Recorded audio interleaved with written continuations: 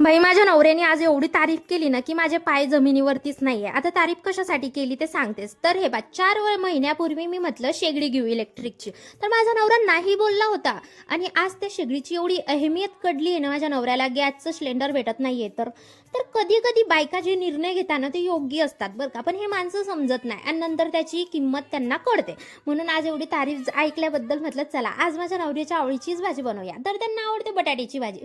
भले आम्ही बटाटे खाऊन खाऊन बटाटे सारखे का होत नाही, पण आम्ही बटाटेच खाऊ बरं का. मस्त भाजी तर झाली. म्हटलं आता चपात्या पण आपण शेगडीवरती ट्राय करायच्या, पण म्हटलं जाऊ द्या कशाला टाइमपास करायचं, म्हणून पटकन गॅसवरती चपात्या सुद्धा टाकून घेतल्या.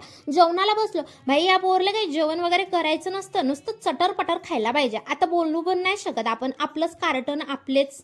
काय बोलायचं आता, बोलून बोलून ते मायबापावरच पडलेलं कार्ट आहे आणि आपण कायच बोलणार बिचाऱ्या बाईला. म्हटलं जाऊ दे, आपण दाबून दबून चेंदून बेंदून खाऊन पिऊन घेतलाय मी सटवट. आणि आता म्हटलं चला बापा जिरवू आता पटकन. मग तसं जिरव्यासाठी पटकन भांडे धुणं केलं ना, सगळं